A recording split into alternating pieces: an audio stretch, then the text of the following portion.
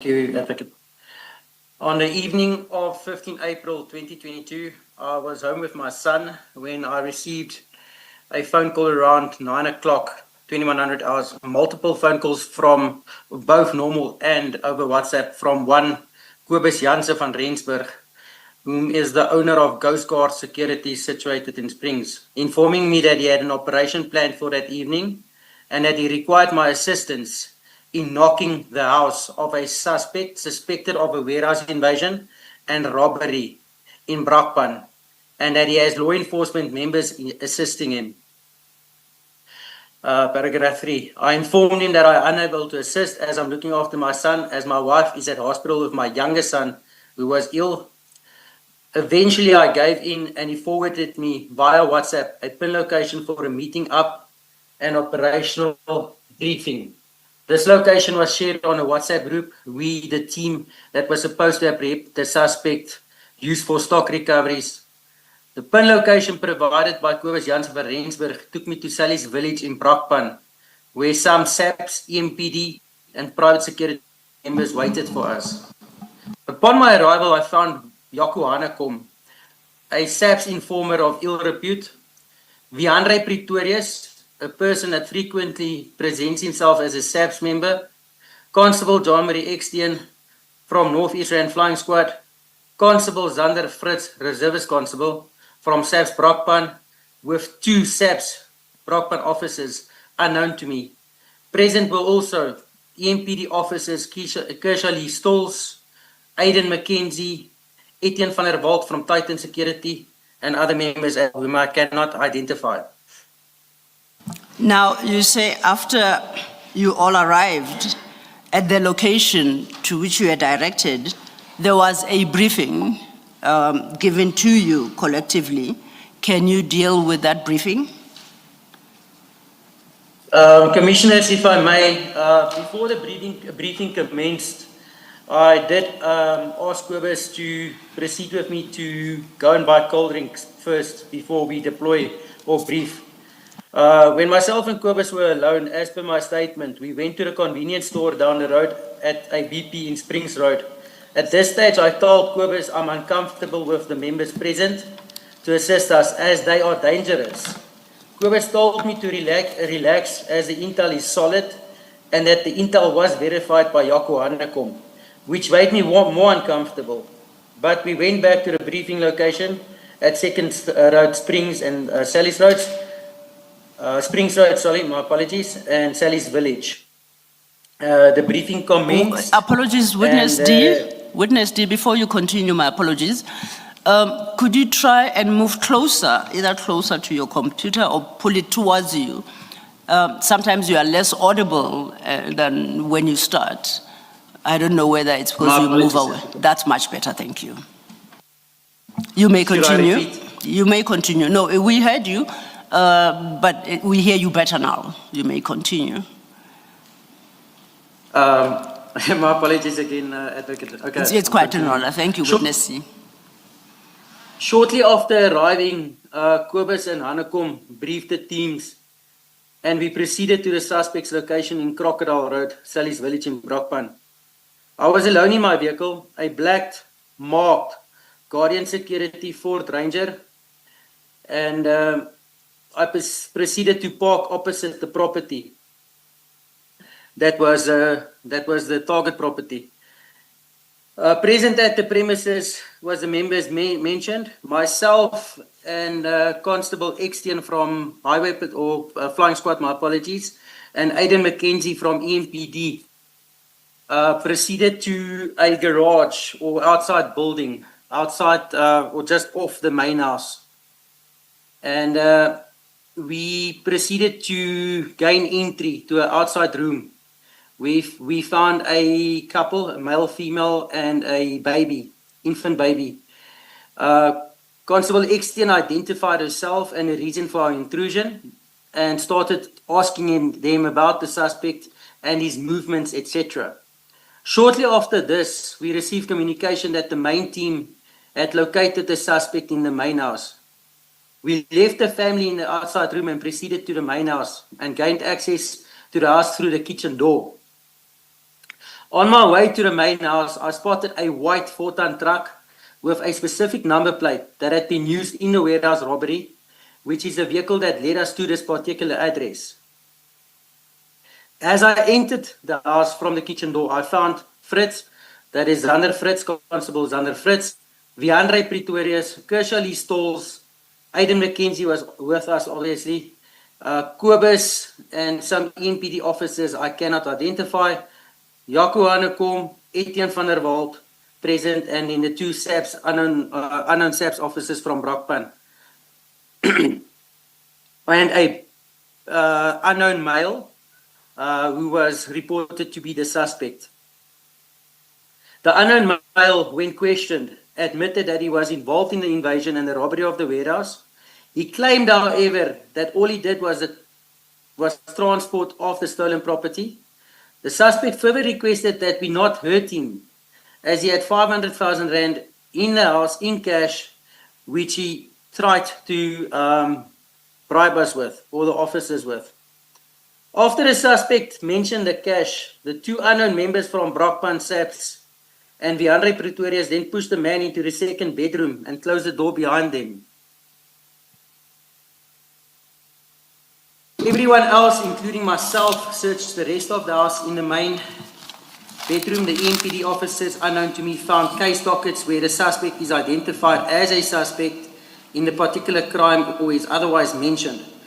Some SAPS forensic bags, as well as a number of live ammunition rounds, was found. The other rooms contained various tools or garden tools or welding equipment. I then went into the bedroom where the suspect had been taken to by the Brakpan SAPS members with Viandre Pretorius. I noticed Viandre Pretorius, the suspect, with a plastic bag with the two SAPS Brakpan members assisting him from the right-hand side of the double bed. Tubing is where a plastic bag gets placed over a person's head, and that person gets suffocated to the point that he talks or cannot breathe, no longer breathe, and then obviously that we will, or they would obviously then ask him to talk to us, before, obviously to avoid this from taking place again. I entered the room and sat next to the suspect on the left-hand side of the bed. When Viandre stopped, I asked the suspect to tell me where the stolen stock was being kept. The suspect replied that he will show us. I picked up a wooden table leg that was broken from inside the room, held his legs down with it as to not touch him with my hands as he was wet. Viandre then continued tubing in with the one unknown Brakpan SAPS member, helping to hold him down, while the other was searching the drawers, etc. I got up and left the room. The other people were still searching the room. It was quite clear, or the house, my apologies, commissioners. It was quite clear at this stage that the stock from a warehouse robbery was not in the house. As I entered the passage towards the kitchen, I saw one EMPD officer taking a bucket of water to the room where the suspect was being kept.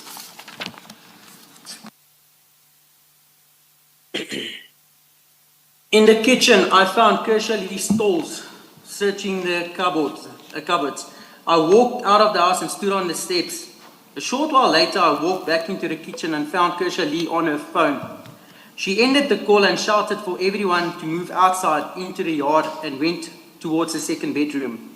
As I moved towards the door, I noticed two unknown Brakpan SAPS members leaving the house in haste. One of them was carrying a small black sports bag. I exited the house. I was joined outside in the garden next to the truck by Kobus and the others.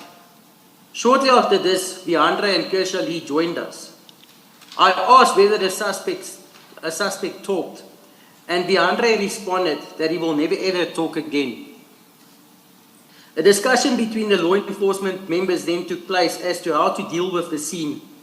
Kershaw Lee tried phoning a paramedic to declare the suspect dead. Viandre approached me and informed me that he will phone General Feroz Khan to fix this. I in turn responded and said no, as this is Viandre's problem he responded and said, it's all of us in this, and if anyone talks, he will go to prison for killing them. I walked away from Deandre, and I walked away from Deandre, as myself and Deandre have had issues in the past. I saw Yaku Hanekom walking towards us. Yaku then informed myself and Deandre that the chief will come and sort out the issue. I noticed John Marie Ekstein, Zanner Fritz, and other members leaving, including Kobus Jansen van Rensburg from Coast Guard, to go and look for a firearm to plant at this house. Apologies, Witness D, you say that Yako informed all of you that the chief would come and sort out the issue. Do you know who he was referring to when he said the chief? Commissioners, at that stage, I did not know who he was referring to. And as continued in my statement, I walked to the main gate after this was said, and after I noticed the members that I've mentioned walk away to go and get a firearm to plant. Yes. I walked to the main gate of the property and saw that my vehicle, which is a Ford Ranger, black in color, marked, was parked in by two marked NPD vehicles, which prevented me from leaving at that point. It made me question the whole scenario and what was currently taking place. A short while after this, Chief Soup Julius Mkwanazi, JD Mkwanazi, arrived at the scene, and we were informed that this is the chief in a dark tracksuit of some sort. At this time, apologies, Witness, at this time, did you know who Chief Superintendent Julius Mkwanazi was? It was my first time seeing him that evening, and then it was obviously when Yaku indicated to us that this is Mkwanazi, Chief Soup Mkwanazi. Did you know what unit or institution he's aligned to? From the system, I understood that he was EMPD or Metro Police. EMPD, you say? Yeah, or Metro Police, from the rank structure. Thank you. You may continue. Thank you, Commissioners. So Yaku Hanekom and Deandre addressed him as chief, and the Metro members, including Yaku, Kershaw, Etienne was with me at that stage. So the Metro members, they all had a meeting with the soup away from myself and Etienne. Shortly afterwards, they returned to where we were. JD Mkwanazi said that we needed to throw the suspect's body into a mine shaft or dump it into a dam.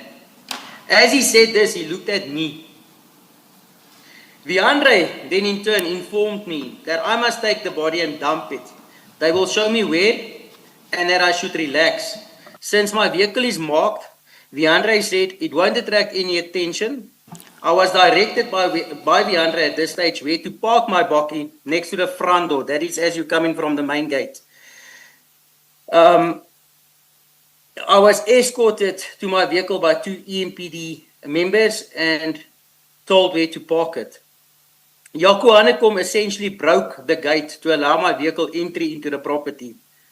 I parked my vehicle at the designated spot and walked towards the main gate where I remained until they were finished.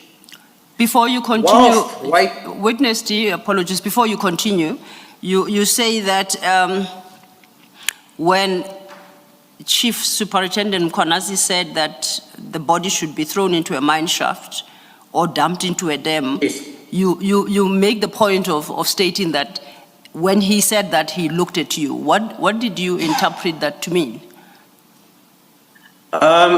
Commissioners, it was quite clear at this stage that it was expected from me to dispose of the deceased body. And as I said, it's especially after the meeting took place between themselves. It was quite clear that they decided between themselves that I'm the one that's supposed to dispose of the body. And did you so agree? I really didn't have a chance to agree. I felt like I was being forced. At this stage, I felt that I was being outnumbered, as the decision was made already, and we're dealing with a a very serious and dangerous situation at this stage already. Yes. So I interpret it as if I don't comply, then I would probably be next. Okay. Okay, still just a moment.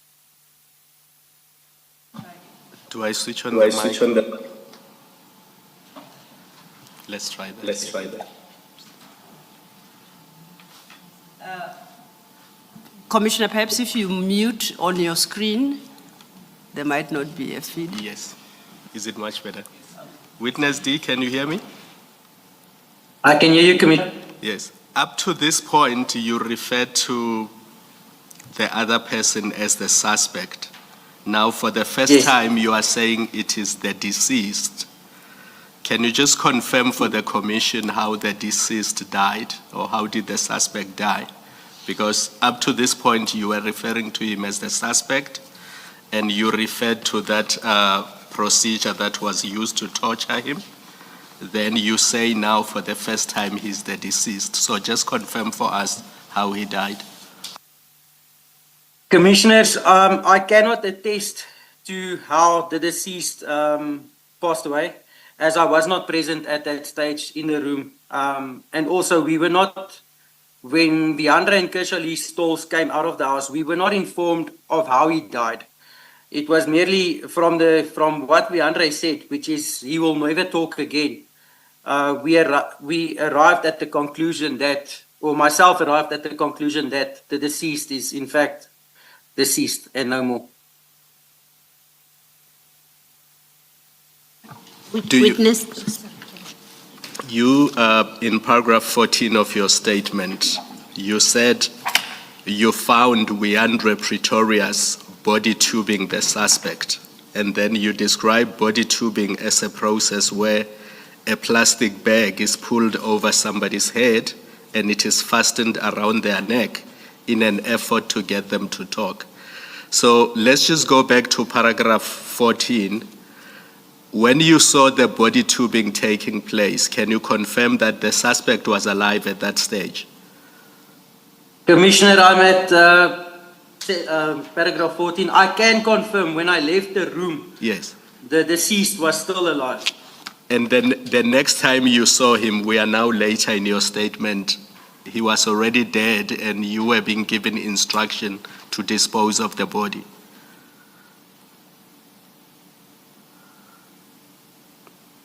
Witness D? It's gonna be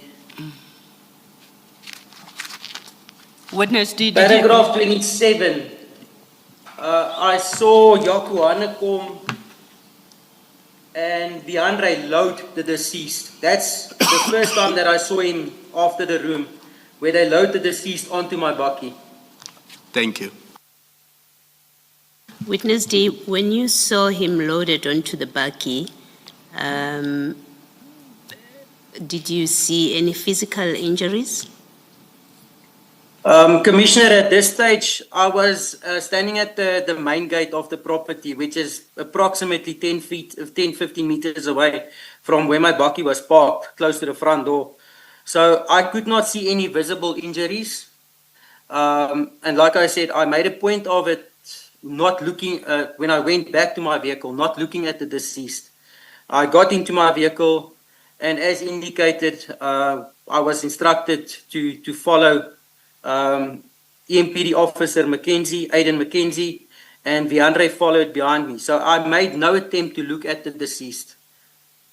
When you do, and this is me, because I want to complete this question, we know from the statement that you do drive him and then you land up somewhere with him where you dispose of the body. Yes. At that point, did you see any physical injuries on him? Commissioner, as I stated, I have not seen any physical injuries on him, even to the point where I disposed of him. I made a decision not to look at his face, eyes, or any particulars. As indicated from my statement, it was also very dark that evening where I was instructed to dispose of him. So there was no ambient light, and also I did not have a flashlight or anything with me. So literally just got the deceased by his feet, and I had to lift him over my shoulder, and that I was approximately 2 meters away from the dam, where I placed his feet into the water, because at this stage there was still my movements were still being monitored, and I placed the deceased with his back up towards, it was like the banks of the dam. So it was only his feet or his legs that were placed inside the water. Witness D. Thank you. Thank you, Commissioner. I was going to ask Witness D to perhaps take a step back, because there are other steps that are important to highlight before you get to the dam. I do appreciate that it was in an attempt to fully address the question posed to you by Commissioner Baloyi as to whether or not you ever saw any injuries on the body. But then to take you back to, you were at 27, when now the body is loaded into your car. Yes.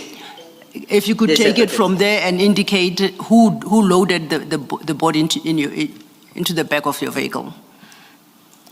Okay, paragraph 27. Whilst I was waiting at my car, I saw Jaco, it's wrong there. Whilst I was waiting, I was actually at the gate.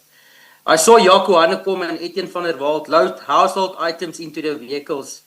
Etienne had his girlfriend of the time in another vehicle waiting for him that was parked on the outside of the property, an SUV type vehicle.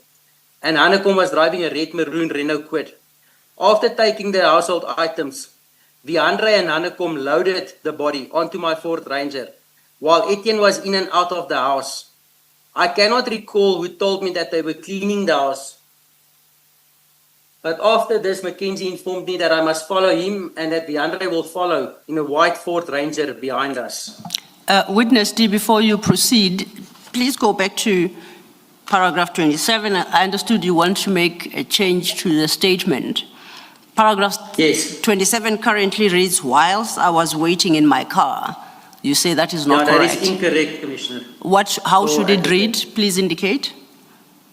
Well, I was at the main gate, as indicated in paragraph 26. Yes. Final wording in paragraph 26. I was at the main gate until they finished and indicated to me to come to my vehicle, where they, obviously upon completion of them loading the body or the deceased onto my vehicle. Noted. That correction will be effected. Thank you. You may proceed. Thank you, Advocate. So I'm proceeding with paragraph 28. You are now at 28. I got into my vehicle. My apologies. I got into my vehicle and took my cell phone and sent my wife a WhatsApp and informed her not to be alarmed, but that I was sending her my live location. And should she not hear from me in the next hour and a half, then she needs to phone the police. I followed Mackenzie all the way to Brakpan, just outside Nigel, where Mackenzie instructed me to dump the body of the suspect. I did as instructed and placed the deceased body's legs first into the water and let the rest of the body rest on the banks of the dam. I got back into my vehicle and drove towards the R23. At the R23 and R550 intersection, I received a call from a number I did not recognize. When I answered the call, I realized it was Constable XTN phoning me.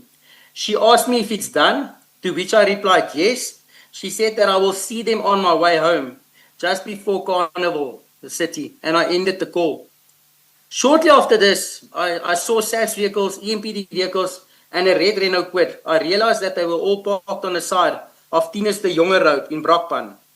I turned right towards them and parked right at the back of the parked vehicles. I got out and Kobus approached me and spoke to me and asked if I was okay.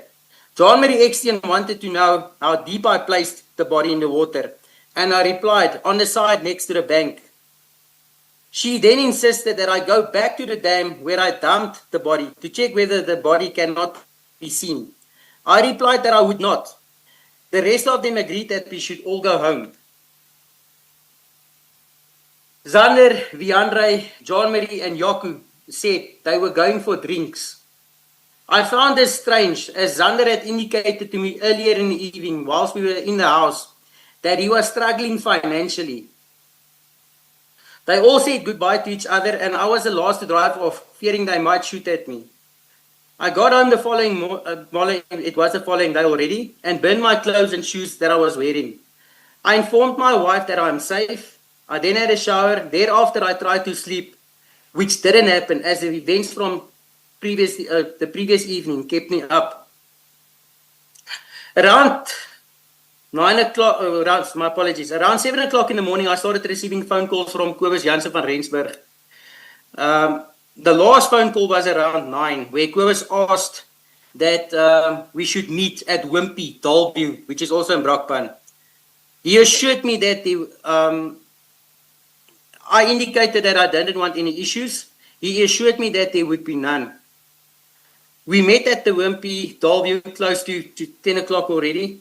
Kobus inquired about where I had placed the body and what the chances were of anyone finding it. I felt like he was asking on behalf of the others. He asked if I would go and show him where I had dumped the body and if we would go immediately. I explained to him that I did not have someone to look after my son as my wife was still in hospital. And again, Kobus persisted. And at this stage, as I indicated, it felt like he was acting on someone else's behalf, and I started becoming wary of the situation. So myself and Kobus did go to the location. When we got there, we noticed SAPS vehicles, LCRC vehicles unmarked at the location of where the body was dumped.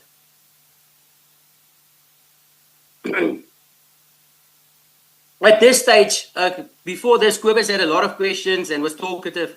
At this stage, this is where Kobus became very quiet, and we turned around and drove towards Wimpy Dalview, where my vehicle was located. I got out of his vehicle and went home. Around 5 o'clock the same day, I was requested to give a team member backup in Apex Benoni at the scene of an armed robbery involving SAPS members. Upon my arrival, I found Constable Extian wearing police pants and boots, armed, but dressed in a private jacket. She asked me if Yaku could drive back with me. I found this strange and asked where Yaku was, and this is Yaku Hanekom, and was told that he was in a marked police vehicle, but I should not say anything. I refused to assist. I spoke to my colleague, and all role players were on scene at this robbery, so I left the scene. Around 8 o'clock the same evening. Apologies, Witness D, before you get to that part. Looking back at your paragraph 37, Yes. after arriving at this Benoni scene, you say you found Constable Extian wearing police pants and boots, armed but dressed in a private jacket. What's written in the statement thereafter is, he asked me if Yaku could drive back with me. I thought when you testified, you read that as she asked me. My question is... She asked me. So Constable Extian is female. Yes. And we should make that correction. Please repeat what you said. There'll be transcription problems. You spoke over each other. Okay. So you confirm that Constable Extian is female, Witness C, Witness D. Advocate, I confirm she is a female. So the current sentence in your paragraph 37 that reads, he asked me if Yaku could drive back with me, ought to read, she asked me if Yaku could drive back to me, because that is in reference to Constable Extian. Correct, Advocate. Thank you. We'll make the correction. You may proceed. Okay, paragraph 38. Around 8 o'clock the same evening, I received a call from a number I did not recognize. When I answered, I realized that it was Constable Extian. When I said hello, John Marie spoke on the phone and reprimanded me. That's John Marie Extian. Reprimanded me for using a name. She then asked if we could meet. I was apprehensive but realized that I refused to meet with them. They would come after me. So I said we could meet at Rose to Lee in Dalview around 8:30. I then proceeded to Rose to Lee. As I walked in at Rose to Lee, I found Viandre, John Marie Extian, Jaco, Hanekom, and Zander Fritz all waiting for me. They indicated that we should talk about the previous night's event and asked me if I knew that the police had found the body. I said I believed they did. This frustrated Viandre and Jean-Marie. I also realized that they were a couple as they were affectionate towards each other. Jaco indicated that the chief will cover them. This is Chief Julius Mkwanazi. Zander was extremely tense, saying that he cannot go to prison as he has a family that relies on him. I also found Zander Fritz's behavior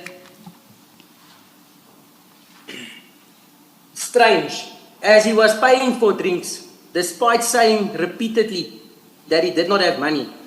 Witness D, if Witness D, my apologies if I may check something with you. At paragraph 39, you state that Jaco indicated that, quote unquote, the chief will cover them. Now you indicate Yes. that was reference to Chief Mkwanazi. Chief Mkwanazi. How did you know that at the time? From the previous night's experience when Jaco referred to the chief as well. Yes. And I did not see, I could not at that stage see any other chief being involved with something or the degree of this. So I did believe it at that stage to be Julius Mkwanazi. So none of them said Chief Mkwanazi or Julius Mkwanazi. You drew your own conclusion that reference to I Chief drew my at own the time conclusion, yes. was Mr. Mkwanazi. Okay, thank you. Yes. You may Apologies, proceed sir. then to your paragraph 40. Okay, so Viandre at this stage said that he suspects that between Kobus and myself, one of us will talk to the police. And if that happened, he would deal with us accordingly. I did not reply to that comment. However, I phoned Kobus in front of Viandre, Jean-Marie Extien, and Jaco Hanekom, and told him to come sort his mess in relation to what was taking place. At some stage, Kobus eventually agreed, and he did proceed to meet with me. Kobus eventually came to Rosalie but did not enter. He informed me that he was outside. I walked out to meet with him as he did not want to enter, as he said he did not want to see them, meaning Viandre, Jean-Marie, Jaco, or Zander. Kobus spoke to me outside the venue. I told him that he needs to sort this thing out because I'm going to the police. Kobus informed me that these guys will kill me if I did, and warned that they are very dangerous. He left shortly after this, and I also left soon after. Roughly 3 days after this, I informed Chris Smith from Track Squad, a company that focuses on vehicle and stock recoveries owned by Etienne van der Walt, about the incident, and said that I wanted to speak to someone about it. After this, sometime after this, the whole group, this is to say the members that were inside the house, came to my office in Parktown and met with my employer and myself, whom I realized knew both Viandre and Kershaw stalls. It made me uncomfortable as I had informed my employer of the incident the Monday morning after the incident took place, and it felt like he was siding with them. My employer at the time was Mr. George Moraitis, who recorded the whole meeting, including Viandre's reason for placing the body in my company's vehicle. He, however, agreed with them, Zander, Viandre, Kershaw, Etienne, Kobus, and Mackenzie, that I should be examined by means of a polygraph to confirm if I was speaking to the police. A week later, I did the polygraph, 3 hours before my father's funeral. Ms. Laura Moraitis, the wife of Mr. George Moraitis, was the examiner. Paragraph 44. I have submitted various statements to different police officers about the incident, and eventually, after talking to Constable Karlinski from DPCI Toms, he took a statement from me. As far as I can recall, this was around July 2022.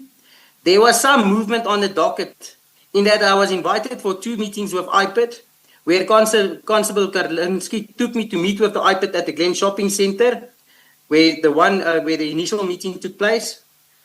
I cannot remember the exact dates, but I did meet senior IPID members and also gave them a complete statement and even pointed out various scenes. Witness D, if we could stop there for a moment. You say you have submitted various statements to different police officers. Yes. Did you do this at various police stations, or were these police officers you knew privately and you submitted statements to? Advocate, it's officers that I knew from the work that we do. We work with them quite a bit, so it's police officers I trusted.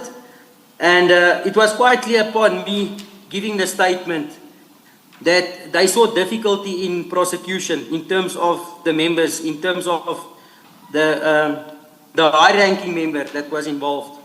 So they did obtain my statement, but in the end, it was only Constable Karlinski that assisted me.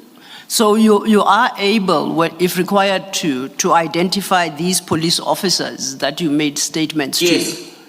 By statements, do you mean verbal statements or written statements? So to two of the police officers, I made verbal statements. I will be able to for security reasons, I cannot name them now, but I will do so.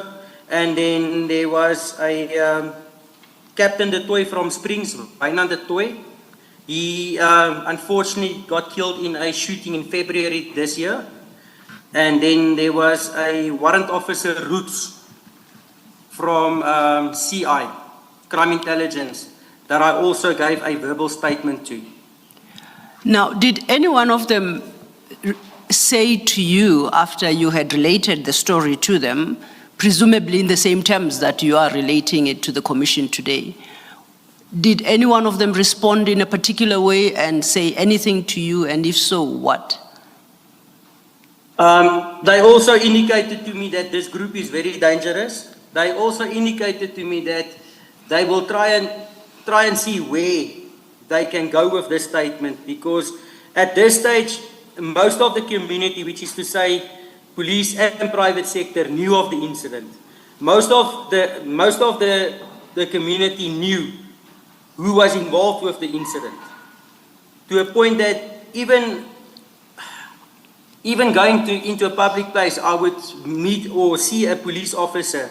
He would ask me, what's happening with the case? Are you okay? So a lot of people knew about what had transpired. But I feel, and the idea that I got, or the impression that I got from most of the engagements, is that the individuals were too scared to actually run with the docket. In terms of opening a docket, there was already a docket opened.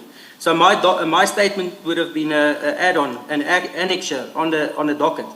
But a lot of these police officers didn't want to entertain that because of safety reasons. You say there was already a docket opened. Do you know by who, which police station, and if possible, the case number? Advocate, I cannot supply you with a case number. I know that there was LCRC the day after the incident. LCRC was on scene, so there would have been a docket that was opened. That's from my experience. So just on the fact that there was already crime scene management at the scene, I knew that the docket was opened. Okay.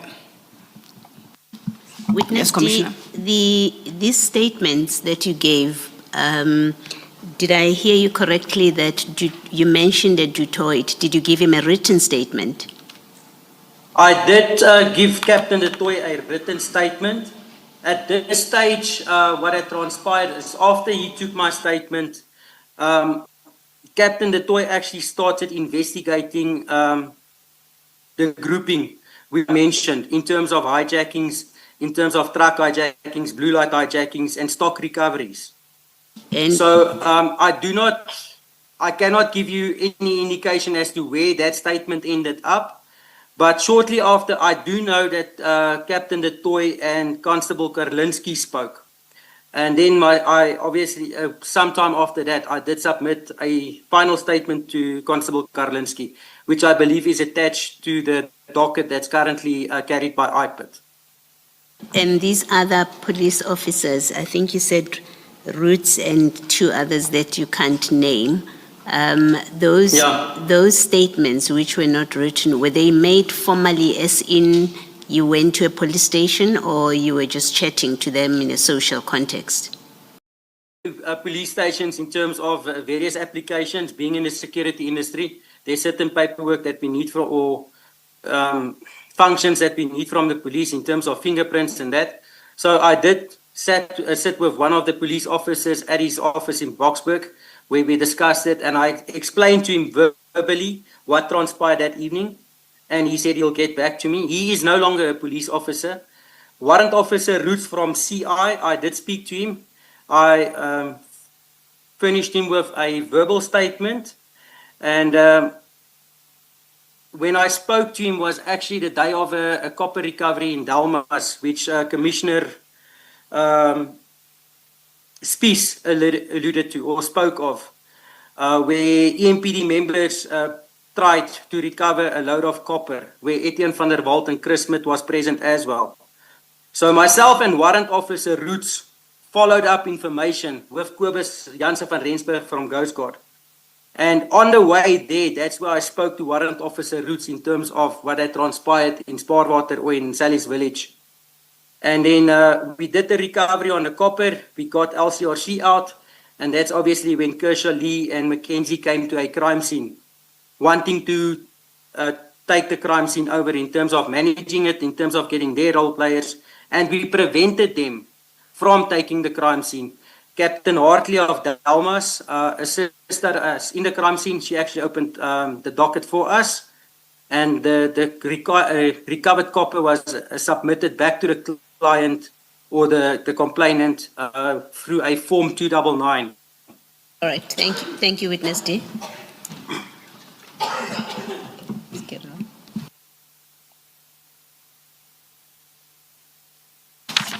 Let us adjourn for a few minutes. We'll come back when it's indicated.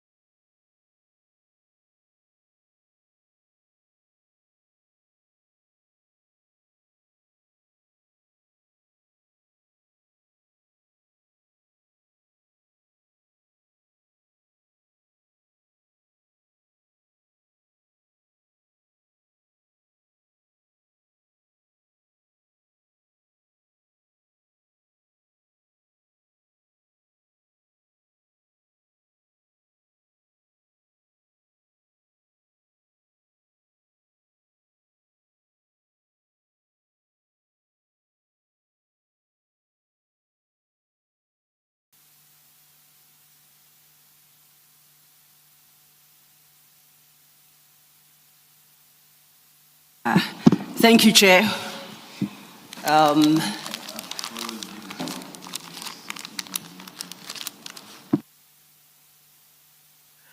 Apologies, witness.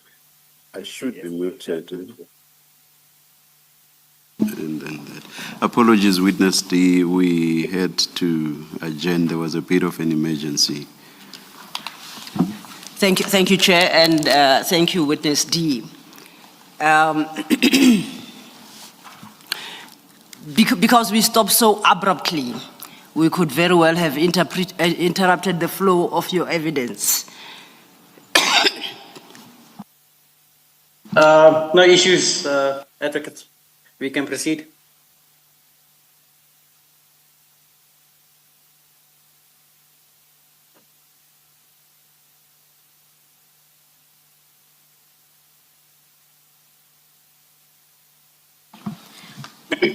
Chairperson, perhaps I'll ask Witness D to continue in their statement. Yes. Okay. Thank you. Yes, Witness D, can I ask you to pick up where you were, just at paragraph 45, please? Thank you, Advocate. I require further police investigation into this matter, as these individuals act with zero accountability, hiding behind senior EMPD officials, even impersonating SAPS officials. Paragraph 46. There is another issue I would like to bring to the Commission's attention. Witness D, Yes. before you go to the other incident, let's just finish off this. Now, at paragraph 37, if you would just go back to paragraph 37. Are you there? I am there, Commissioner. Yes. You say there that you're describing the scene of an armed robbery in Apex, Benoni, and then you say, Yes. Upon arrival, I found Constable Exton wearing police pants and boots, armed but dressed in a private jacket. My question is, were there other EMPD members with her, or was she the only EMPD member on the scene? Commissioner, if I may correct you, Constable Exton is a flying squad member, rapid response member from Benoni. So there was various other police officers there. There was no EMPD there. Okay. It was only herself and other members from SAPS, Response Services or ORS, and then Yaku Hanekom. All right, thank you for that. And then just to go back further, at your paragraph 6, this is where you say that before the briefing, I asked Gobas to come with me as I wanted to go to a convenience store, and you say what the store is, and you said you were uncomfortable, and this is the part, you were uncomfortable, you say, I told Gobas that I'm uncomfortable with the members present as they are dangerous. Who in particular, in the group that you have described in paragraph 5, who were you referring to when you said they are dangerous? Commissioner, I was referring to the fact that Kershaw Stalls, Aiden McKenzie, Yaku Hanekom, and then obviously Viandre Pretorius was there. As indicated, myself and Viandre, at any stage, we've not had a good relationship, and they are dangerous. You hear stories, I cannot speculate on hearsay, but things also make sense when you are in line of business, which is to say private security, and things make sense. And what happens with scenes. So that is why I indicated to Kobus, I am uncomfortable with the members that's there. Like I said, I don't know all of the members that were there, but the grouping that I named in my statement is the members that I am concerned with. So when you say they are dangerous, it's not because you have seen them do anything, it's because of what you've heard about them. What I've heard, and in, like I said, it's hearsay, but I can believe what I hear from, at that stage I did believe from what I heard from people. And yeah, All right. it's not what I've seen. Okay.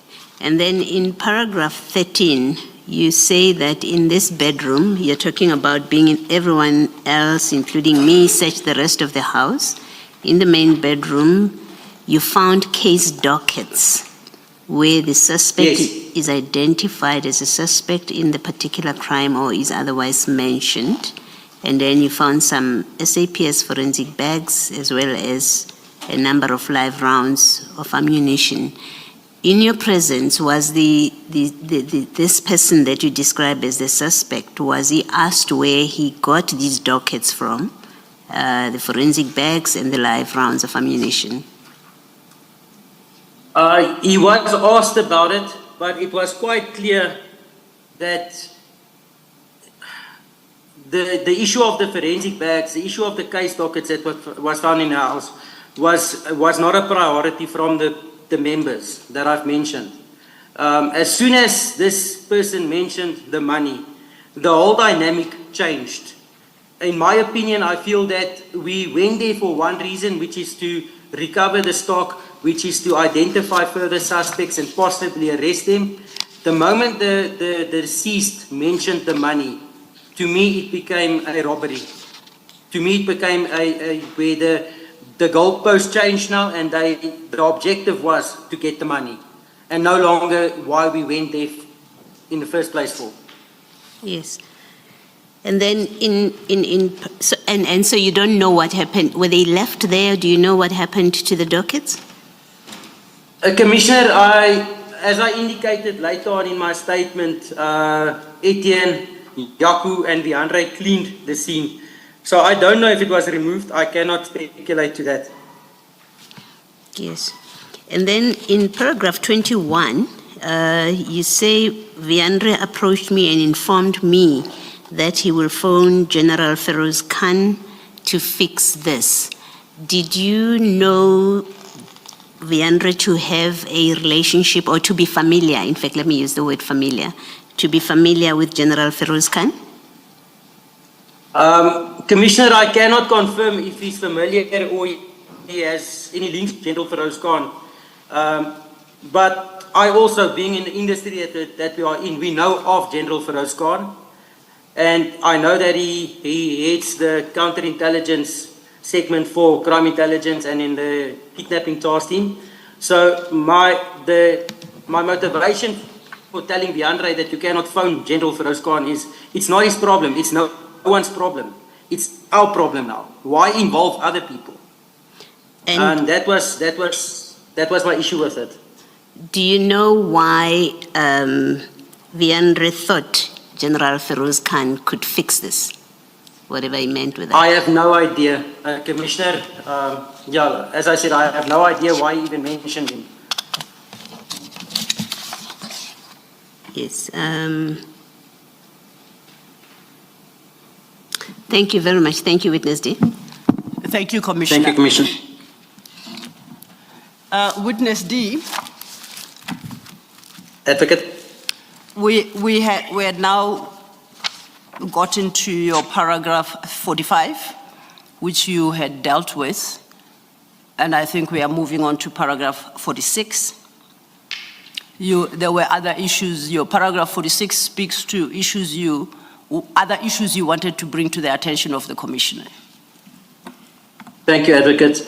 Paragraph 46. There is another issue I would like to bring to the Commission's attention regarding the following private individuals. Jaco Hanekom, Chris Smith from Track Squad, and Etienne van der Walt, who owns Track Squad as well as Titan Security.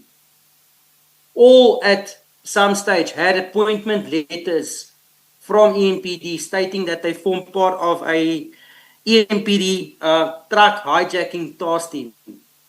These letters were signed by Julius Mkwanazi. They personally participated in operations where recovered or stolen copper, stolen cobalt, stolen chain store products was recovered, where it's always the team indicated, which is Kershaw Stolz, Mackenzie, Etienne van der Walt, Chris Smith, Jaco Hannekom. At a later stage, Zander Fritz joined up with them.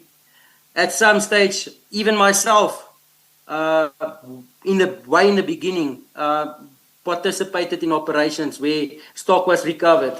Only to realize that, and this is a question that most of us in our fraternity asked, is a truck gets hijacked, blue light hijacking, a week, 2 weeks later, there is an amount mentioned to the owner or the client that there's a recovery fee of 600,000 Rand or R1 million in relation to the hijacked goods.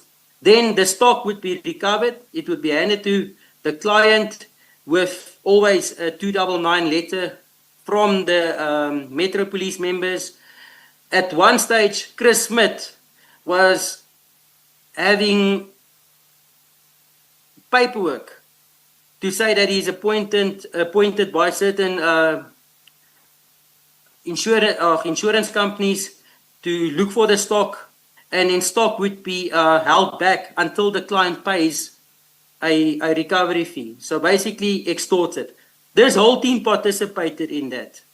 And it was done with Chief Julius Mkwanazi's knowledge. Even to the point that, if I can proceed to point 47 or paragraph 47, this goes on from 46. Witness D, Yes. Apologies. Before you move to paragraph 47, Commissioner Kumalo has a question. Witness D, you refer to letters of appointment that says these three individuals are members of a truck recovery unit. Have you seen these letters? Commissioner, I personally saw the letters, and I will, paragraph 47 deals with that specifically as well, but I did physically see the letters. I was, some time ago, a handset of mine, which is to say a cell phone that contained the evidence, was stolen from an office. So I'm not in possession of that evidence anymore, but I did see the letters. And there's also police officers that saw these letters. Thank you. That is known to me. Witness D, may I follow up on that? You don't have a date or timeline in paragraph 46 regarding when you saw these letters. Do you recall when you would have seen them and under what circumstances? In respect of each of them, you say Jaco Hannekom, Chris Smith, and Etienne van der Walt. Under what circumstances would you have seen their respective letters? And if you can recall, when? Advocate, this was, I would say, from late 2021 to middle 2022, when I removed myself from stock recoveries after the Delmas incident. I removed myself from stock recoveries. I stopped performing them. So between that, in that time frame, this is where I saw the letters. And if I may continue with paragraph 47, it will give you background to 46. Just before that, Witness D, you did not know, quote-unquote, Chief Julius Mkwanazi personally. Did you know his signature? Because you say the letters were signed by Chief Julius Mkwanazi. Commissioner, if I may, at the top of the letter, it was on an EMPD letterhead or Ekurhuleni Metro letterhead, and the letters always started with "to whom it may concern." At the bottom of the wording, there was Senior Soup, I believe it was Senior Soup or Chief J.D. Mkwanazi, and it was signed, a signature. Thank you. Thank you, Witness D. You may proceed. You were now at paragraph 47. Thank you, Advocate. There was an incident where a truck with a load of copper was hijacked, and myself and other members found the truck at the Kop. The exact address was Setchel and Nederveen Highway in Germiston, Gauteng. This was a month before the incident in Brakpan. Jaco had come to the scene where myself, Kobus, Etienne van der Walt, and I waited for police assistance, that is to say LCRC and police towing to remove the vehicles after the processes were followed. Jaco Hanekom then came to the scene with an Isuzu bakkie fitted with blue lights. I checked the vehicle's registration through MCD, which is an app that allows us to check for ownership. And that basically confirmed that the vehicle was registered to EMPD. When I asked Jaco that after this, why he was driving a state vehicle or a police vehicle, he showed me a letter signed by Chief Mkwanazi saying that he was an EMPD police officer. Etienne van der Walt and Kobus Jansen van Rensburg were also present when this incident took place.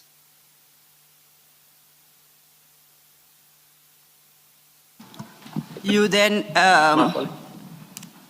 conclude with your paragraph 48. Okay, If you could deal I with fear that. this group and sorry, Advocate. My Please apologies. proceed. Please proceed. Thank you. I fear this group and others like it who are responsible for a host of similar offences and even hijackings or armed robberies using state vehicles and resources. I see that it was not finalised. I fear that left unchecked, it's going to create a massive, massive problem for the rest of society in terms of trust in the police and private security. And what do you believe the Commission could potentially do in that respect? Sorry, Advocate, can you just repeat that? You say that you fear this group and Yes. others like them, and you fear what they are capable of doing to society. My question to you, what do you believe the Commission can do to address your fear or to stop your fear from being realized? Commissioner, at this stage, I am frustrated with the legal process that, especially with this incident and others preceding it and others that may follow it, with the judicial process that's taking place. These offences, these crimes are well documented. The whole world knows of this. But there's no action being taken against these individuals. I mean, my incident where I'm physically involved took place in 2022. It's to a point that I am having to do my own security as well. I'm having to do PERSEC runs, OPSEC runs, just to ensure that myself is safe, my clients are safe, because they might even target your clients. In terms of the community at large, the blue light hijackings, it is continuing. We have people raiding premises without a search warrant, stating they are police officers. In this group, there is civilians that's identifying themselves as police officers, and they just allowed to basically continue this. And I mean, then, yeah, where do we stop as a community? Where do we stop as we're supposed to be a civilized state. We cannot have this. Commissioner Baloy? Yes. Witness, earlier on you said that after the Delmas incident, you removed yourself from stock recovery. What is the Delmas incident, and did it involve any members of law enforcement? Commissioner, the Delmas incident also took place in 2022, shortly after I resigned from Guardian's Security. We received intelligence from in relation to a warehouse invasion where 4 truckloads of copper was stolen from a premises in Springs. An informer contacted us and informed us that he has a location of where this copper is being kept. Myself, Kobus Jansen van Rensburg, and Warrant Officer Roots from Crime Intelligence proceeded to the location. We were met by Captain Carla Hartley that was doing patrol in the area. We informed her of our information. We proceeded to this plot and gained access and found the truck with the copper that was stolen in Springs. Approximately 10 minutes after our discovery Kershaw Stolz in a Metro Police vehicle, Aiden McKenzie in a Metro Police vehicle, rushed into the scene. They drove quite fast into the scene, and they didn't introduce themselves because we know them, and they said they're here for the recovery. Warrant Officer Roots then explained to them that SAPS member is already on scene, and that it's his scene. That he's notified LCRC, and Captain Hartley also indicated that she's a senior officer, and that EMPD has no mandate or jurisdiction in Delmas. They were very unhappy with myself, Kobus, Captain Hartley, as well as Warrant Officer Roots. Shortly after this, Chris Smith from Track Squad and Etienne arrived with a helicopter and started taking stock of the recovery stock. That is to say, count the recovered stock and phoning the owners, wanting a recovery fee. So we prevented them from getting a recovery fee for this recovery. It's also important to note where we recovered the copper on the plot in Delmas. That plot was rented, or space of a section of the plot was rented by an ex-girlfriend of Etienne van der Walt. So to me, it feels that the stock was left there after the robbery for them to recover it. How common are these kind of incidents where law enforcement officers, security companies, and private citizens or civilians have been involved in similar operations such as what you're describing, what you've just described now, from your own experience and involvement? Commissioner, if I may, like I mentioned, I did withdraw from that, but it is very common. I would say you have 2-3 events a month where it's high-value cargo, to say cobalt, copper, or even just a normal blue light hijacking, which, as indicated, and it's prevalent in social media, news media, where police officers are part of the hijacking team. And then again, with the recovery on cobalt and copper, it is a planned operation from the start to the very end of the fake recovery. So these individuals that's doing the recoveries, that invoices the clients or the owners of the property, they would know the start where the copper is going. They would know which vehicle to take. They would know which route to take. This is very prevalent along the N12, not the N12, my apologies, the N1 and then the N3 going past Alberton. So, and in most cases, until a stage, I would say until 6-7 months ago, it was very prevalent that EMPD members were doing the recoveries with individuals such as Etienne and Chris involved. Thank you. After Jaco Hannekom's death. Yes, thank you, Witness D. Just one question from me, Advocate Silo. Witness D, in paragraph 5 of your statement, you describe Jaco Hannekom as an SAPS informer of ill repute. But then in paragraph 47, you say at an incident in Brakpan, he arrived driving an Isuzu Baki fitted with blue lights. And when you asked why he was driving a police vehicle, he showed you a letter signed by Chief Mkwanazi saying he was an EMPD police officer. As far as you know, was Jaco Hannekom an EMPD officer or a private citizen? Commissioner, if I may, Jaco Hannekom was never a police officer. Jaco Hannekom he was a registered police informer. And as indicated, I believe he was involved with these illicit activities. And he was, that evening when I confronted him, he was in fact impersonating a police officer.